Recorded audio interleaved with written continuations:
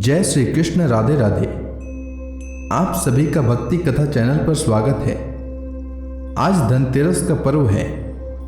आप सभी को धनतेरस की हार्दिक शुभकामनाएं। धनतेरस भारत के प्रमुख त्योहारों में से एक है। इसे धन त्रयोदशी भी कहा जाता है। यह त्योहार हर साल कार्तिक महीने के कृष्ण पक्ष की त्रयोदशी तिथि को मनाया जाता है। मान्यता है कि इस दिन भगवान धन्वंतरी और माता लक्ष्मी की पूजा करने से और उनकी कथा सुनने से घर में सुख शांति और समृद्धि बनी रहती है। आज के दिन धनतेरस की कथा अवश्य सुननी चाहिए, साथ ही दूसरों को भी सुनानी चाहिए। इससे माता लक्ष्मी की कृपा सदैव बनी रहती है।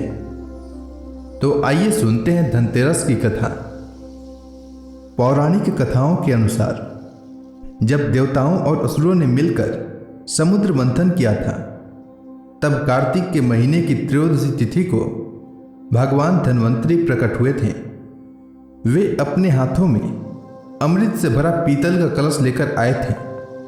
इसी कारण इस दिन को भगवान धन्वंतरी के जन्मदिन के रूप में धनतेरस के तौर पर मनाया जाता है।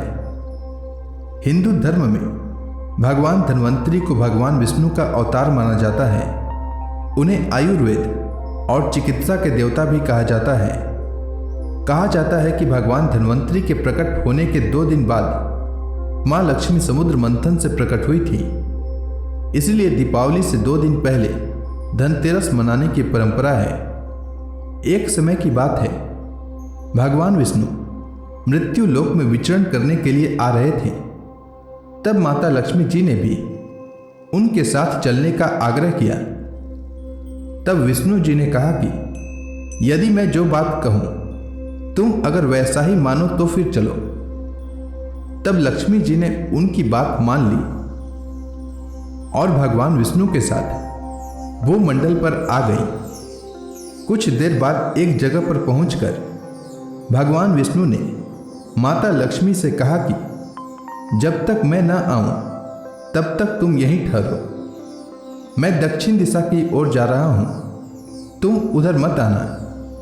विष्णु जी के जाने पर लक्ष्मी माता के मन में कौतूहल जागा कि आखिर दक्षिण दिशा में ऐसा क्या रहस्य है जो मुझे मना किया गया है, और भगवान स्वयं चले गए। लक्ष्मी जी से रहा न गया और जैसे ही भगवान आगे बढ़े, लक्ष्मी जी भी पीछे पीछे चल पड़ी। कुछ ही आगे जाने पर उन्हें सरसों का एक खेत दिखाई दिया जिसमें खूब फूल लगे हुए थे। सरसों की शोभा देखकर वह मंत्रमुग्ध हो गई और फूल तोड़कर अपना श्रृंगार करने के बाद आगे बढ़ी। आगे जाने पर उन्हें गन्ने का खेत दिखाई दिया। गन्ने के खेत से लक्ष्मी जी गन्ने तोड़कर रस चूसने लगी।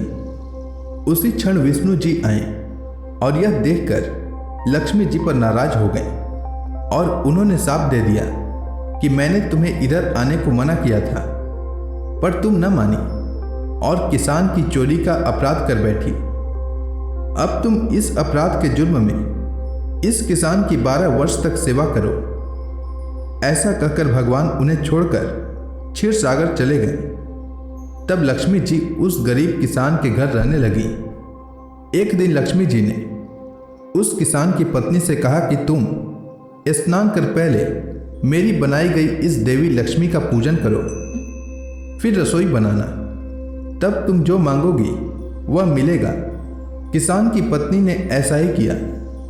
पूजा के प्रभाव और लक्ष्मी की कृपा से किसान का घर दूसरे ही दिन से अन्न धन रत्न स्वर्ण आदि से भर गया।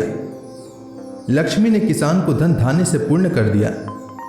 किसान के 12 वर्ष बड़े आनंद से कट गए। फिर 12 वर्ष के बाद लक्ष्मी जी जाने के लिए तैयार हुई। विष्णु जी लक्ष्मी जी को लेने के लिए आए तो किसान ने उन्हें भेजने से इनकार कर दिया। तब भगवान ने किसान से कहा कि इन्हें कौन जाने देता है, यह तो चंचला है, कहीं नहीं ठहरती, इनको बड़े बड़े तक नहीं रोक सके। इनको मेरा शाप था, इसीलिए 12 वर्ष से तुम्हारी सेवा कर रही थी। तुम्हारी 12 वर्ष सेवा का समय पूरा हो चुका है। किसान हठपूर्वक बोला कि नहीं, मैं लक्ष्मी जी को नहीं जाने दूंगा। तब लक्ष्मी जी ने कहा कि हे किसान, तुम मुझे रोकना चाहते हो, तो जो मैं कहूं वैसा करो। कल 13 है। तुम कल घर को लीप पोत कर स्वच्छ रखना, रात्रि में घी का दीपक जलाकर रखना और सायंकाल मेरा पूजन करना और एक तांबे के कलश में रुपए भर कर मेरे लिए रखना। मैं उस कलश में निवास करूंगी, किंतु पूजा के समय मैं तुम्हें दिखाई नहीं दूंगी। इस एक दिन की पूजा से वर्ष भर में तुम्हारे घर से नहीं जाऊंगी। यह कहकर वह दीपकों के प्रकाश के साथ 10 दिशाओं में फैल गई।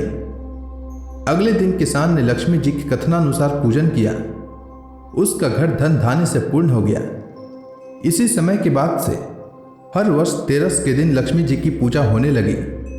धनतेरस के दिन लक्ष्मी जी की पूजा करने से लक्ष्मी जी सालों भर घर में निवास करती हैं और घर को धन धान्य से पूर्ण कर देती हैं। तो प्रेम से बोलिए लक्ष्मी माता की जय, गणेश भगवान की जय, धन्वंतरी भगवान की जय, समस्त देवी देवताओं की जय।